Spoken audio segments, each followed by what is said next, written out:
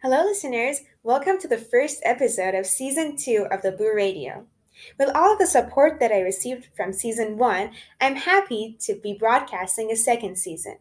I received a lot of support, a lot of positive feedback, and a lot of constructive criticism.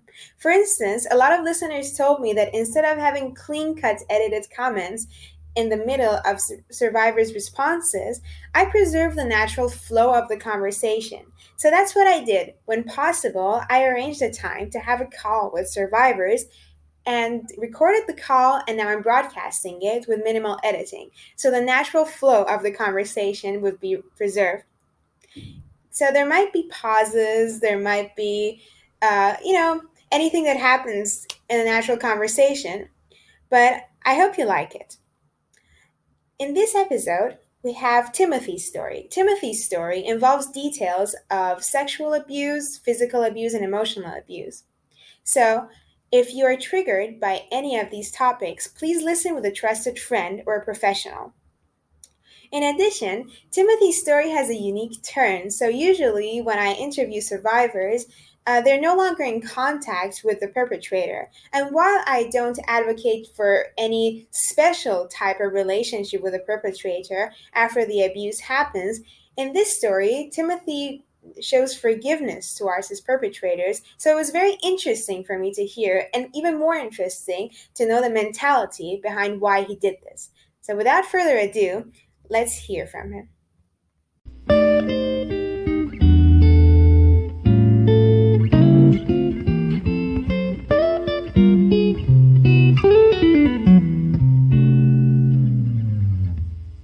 Parents are we're married and are still married. I have one sibling who is 4 years younger than I am that has Asperger's syndrome, which is on the autism scale. Um, we started out very poor, living in a trailer park where the sexual abuse happened not from my parents, but from uh, my best friend at the time at 6 years old and his older cousin who was 4 or 5 years older. Um, the other abuse came directly from my parents, and that lasted from practically the moment I was born up until I was kicked out of the house at 21 years old and forced to live with is now my current wife. Um, so I've been I was abused for a pretty good stretch of my life. Um, the sexual abuse started when my best friend at the time asked me to come over to his house. They lived right across the street from the trailer park. And we went into his bedroom where his older cousin was there, and they wanted to play a game of let's take off our clothes. And I was 6 years old. I had no idea what any of that meant, but I was like, okay. So I took off my shirt, took off my shoes, my socks. I didn't want to go any further.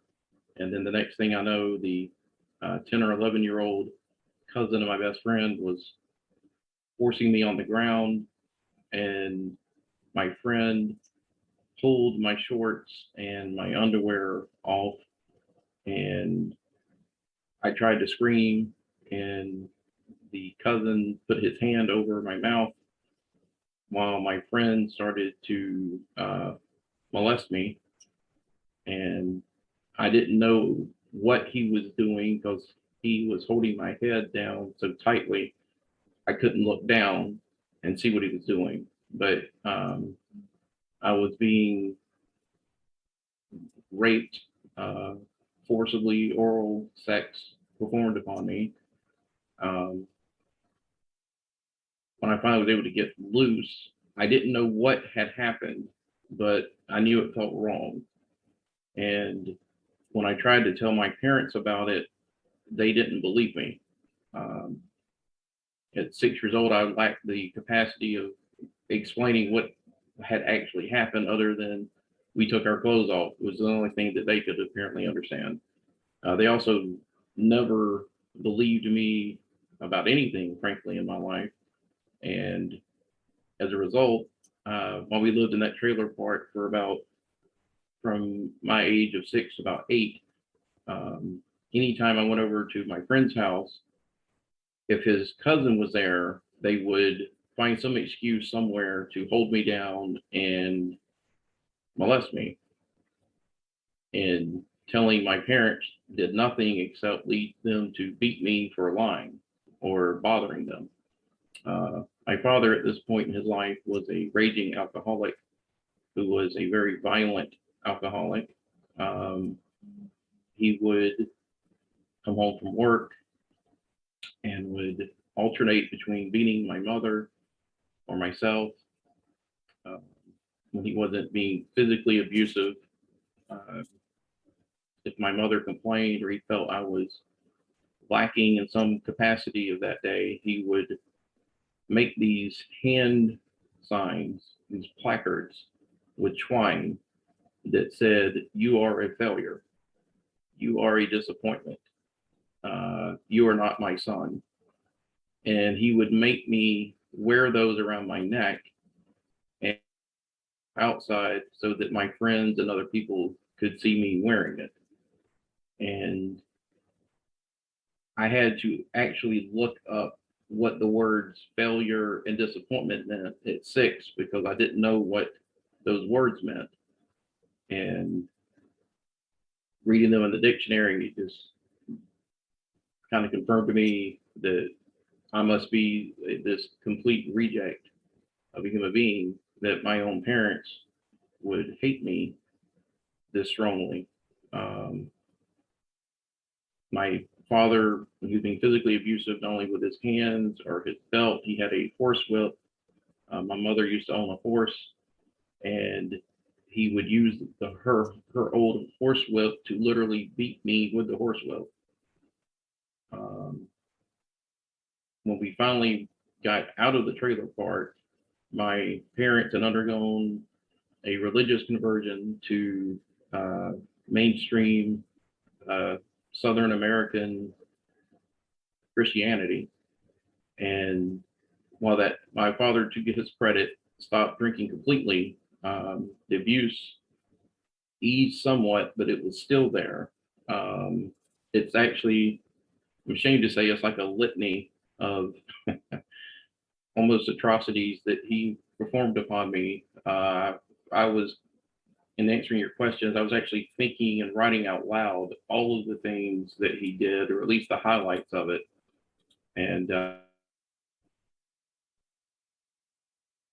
I remember my brother had lied about me hitting him. And while I was reading a comic book in my bedroom, my father burst in the room. I was laying on my stomach reading a comic book. He grabbed me by the back of my head in my shorts. My bed was snug straight up against a wall. He threw me against the wall, where I bounced off the wall onto the bed, into the air. I was a very small child. I was the smallest child in my class. He grabbed me in the air, threw me against the wall a second time, where I rebounded off the wall onto the bed, went up in the air a second time. He caught me in the air without missing a beat and threw me against the wall a third time. And on the third time, it actually knocked me unconscious, because the next thing I distinctly remember from that was my brother holding my hand, asking, was I okay? And he was crying, and he said, "I'll never tell him about you again." And my brother has always been terrified, literally terrified of my father. He loved to beat me for not much reason. One of the times he beat me, instead of he would usually use his work belt, but he took the belt buckle and was beating me with the rolled up belt, but with the metal buckle was what was actually hitting me. And he always wanted to make me cry. And then after I cried, if he could get me to cry, he would only beat me a little bit more and then stop. But on this occasion, he was beating me with a belt buckle so hard against my lower part of my back that I had a spinal contusion and my legs literally collapsed underneath me. And he thought I was shamming or faking. So he lifted me by my hair and flung me over the side of the arm of the couch, where he then continued to beat me even harder with the belt buckle for trying to fake and get out of it, as he put it. I'm sorry. Yes. Well, I am so sorry that you've been through this, and I really admire your resilience that you're talking about it with such a courage. I really do. This really sounds tough, and even hearing about it, really, Thank it, you. it's just what happened to you. I'll just say it was horrible. So, when you were growing up, Mhm. did you notice that how you were growing up was different from the other kids in your class or from your friends? Uh, or did you think that uh, life and childhood is just like this? They had told me that I couldn't tell anyone what was going on because if I did, I would be taken to an orphanage, which was described to me as hell on earth, and that at least they loved. I was terrified to tell anyone what was going on. I knew it was odd, even as a small child. I knew it was odd because when I spoke to my other friends of my age or maybe slightly older, when I would just ask, how often do your parents beat you, and how they beat you, and they would just look at me with a befuddled expression of, what do you mean beating you? And apparently, I wasn't the only one getting uh, whipped or spanked, but the degree of it was far beyond anyone else's experience. Right. And how did this impact you when you were a child? Now that you look back, um, how did it impact your social life? Or how did this impact you when you were in your adolescent years and then further on into adulthood? Well, as I mentioned, the abuse didn't stop, unfortunately, when I became a teenager.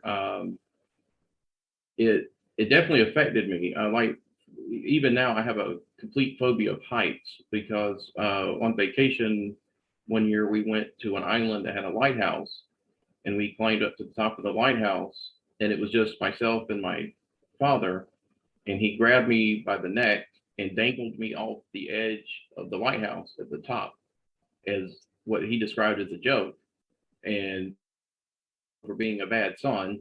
And I am absolutely phobic of heights as a result.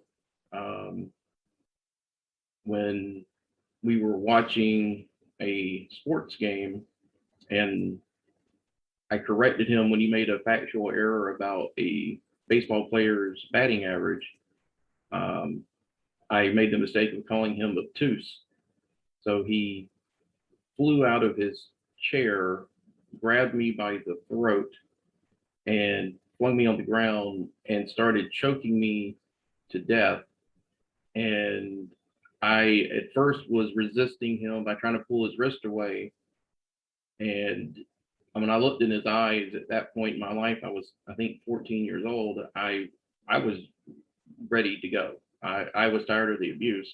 So I just let my hands go and just looked at him and actually whispered, "Do it," to him. And it seemed to stun him that I would say it. And he reluctantly let me go and got off of me. And once I could breathe, I crawled to my bedroom and shut the door. And about 30 minutes later, he knocked on the door and asked if I wanted to continue to watch the game with him, to which I said no. Um, but uh, unfortunately for me, one of the defense mechanisms that they've developed over the years is that anytime I reference some of these horrific instances from my childhood and adolescence, they just call it Timmy Land, as if it's a playground, because they said, I'm just making this up. This is just stories from Timmy Land. I didn't know at the time that it was called gaslighting, but that's exactly what it was. So, how did this influence you as an adult? Uh, mhm. what what do you think? Just if you look at yourself, how do you think this has impacted your behaviors It and made life me choices? right. It made me very self-conscious. My mother is probably the most negative human being on earth, and but always told me how ugly I was, how unattractive I was, how stupid I was. So she kept insisting that no girl would ever find me attractive. So whenever I got old enough that I became interested in girls as a heterosexual male, I had no confidence whatsoever. And what I didn't know at the time was that, and not to use, is that I was a demisexual and still am, meaning that I only can develop after I get to really know them as a person. And when I got to know some of my friends who were girls, and if I developed an attraction to them, and I would ask them on a date or just say, "Hey, I like you," I got friend zoned, and it, by literally every single girl I expressed an interest in, to be honest with you, with the exception of my wife. And every time it happened, it just reinforced the self hate that I had for myself because it just confirmed everything that my mother and father instilled in me. That's right. Wow. I am sorry that you had to hear that growing up. Thank you. And uh, how about right now? Uh, are you still having these qualities, or um, as an adult, how has this, like, have these changes stayed or not? Some of them have. I mean, unfortunately, there was such a taboo about anything related to sex in my life that, and this goes back to my being molested when I was 6 to 8. Um, I've never been able to touch my own genitals except for using the bathroom. So that means I've never been able to self pleasure myself. Um, so that's a lasting effect of that. Um, but if there's any positive to this, um, it definitely taught me to be empathetic and caring. That when I see other people are suffering through anything, uh, my experiences have taught me that you can choose to be unkind. And I try every day to be as kind as I can to people because you don't know what someone's life experience has been. You have no reason to judge them. And if nothing else, we should always try to help each other and uplift each other. That's an amazing mentality. I mean, this Thank is you. very admirable because a lot of people do choose to be unkind, and well, people like you make a world better place for other people. Thank you. So, how is your current relationship with the people who abuse you, like your parents or that friend and his cousin? I Are have you in not, contact with them? yes, I've lost contact with my old friend and his cousin.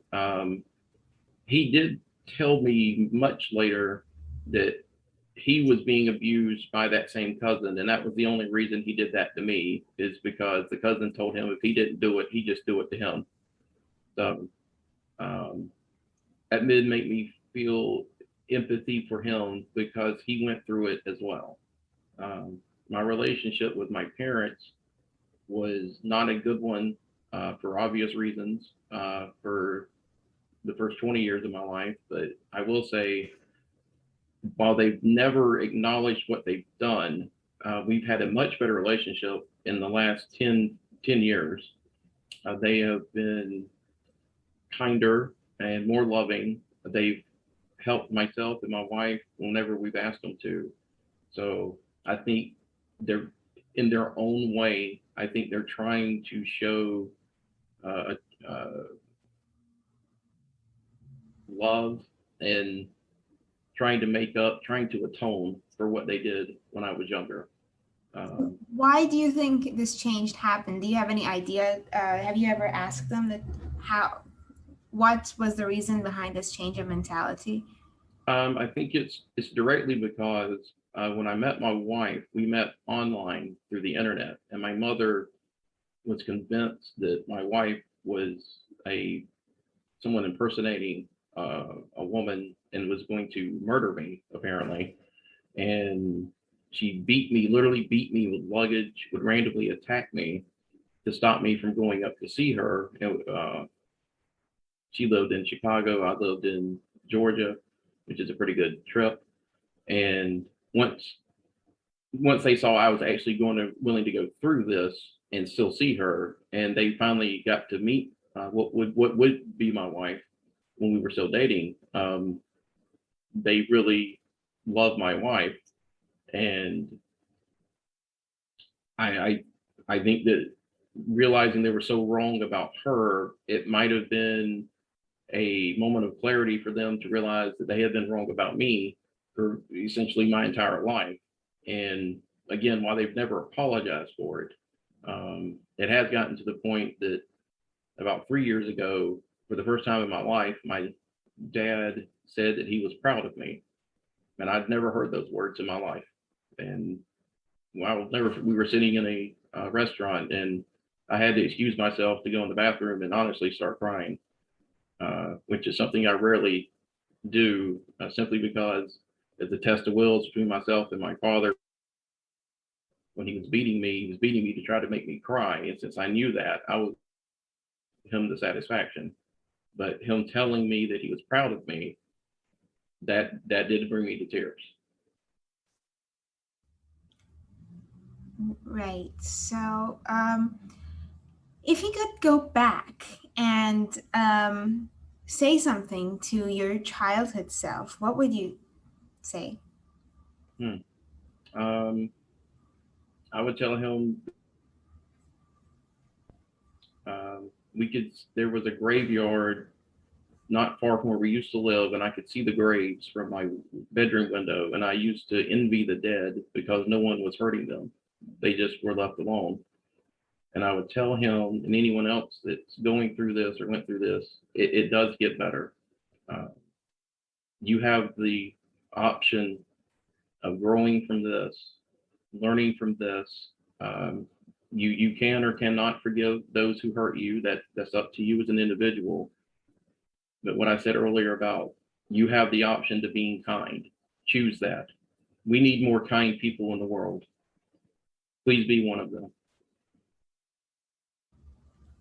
I really like your mentality about this. And just the last question, um, how was your healing journey like? How did you just propel yourself to heal?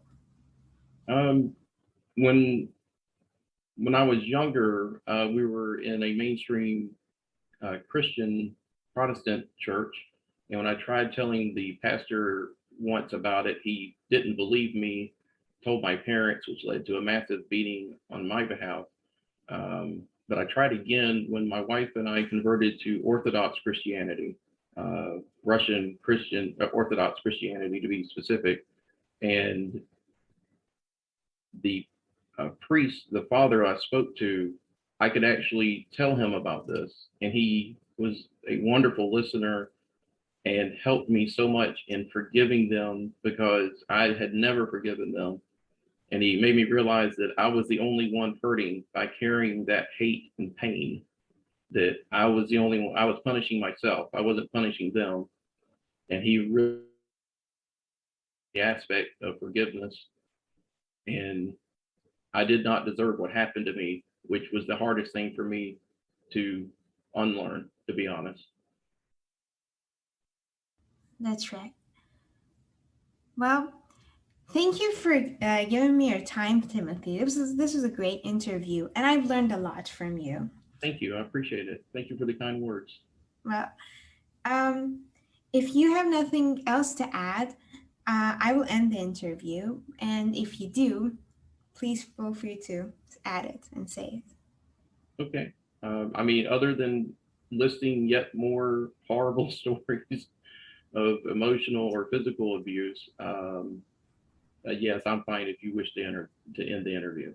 But just one thing. So this Mhm, just occurred to me to ask. So when you look back at, to the time that you were a child or a teenager, mhm, well, a lot of people, a lot of children are abused, even in this developed country. mhm. So, um, what do you think you needed at that time? What did you really want other people to do, if at all you wanted anybody else to do anything? Did you want them to notice? Did you want them to ask a certain question or something like that? Yes, I wish some of the teachers that saw the bruises on me and asked questions about why I had those bruises or why I shied from any physical contact for so many years from anyone. Um, I wish I had someone that could have saved me from that abuse.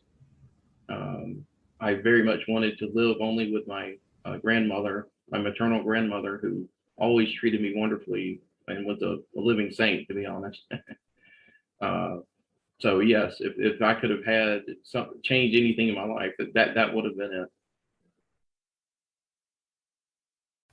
We have now reached the end of Timothy's interview and the end of episode 1. Please let me know if you have any feedback or any comments on how I can make this podcast better. Also, if you have a story to share, please feel free to email me at the address provided in the caption. Thank you for listening, and goodbye.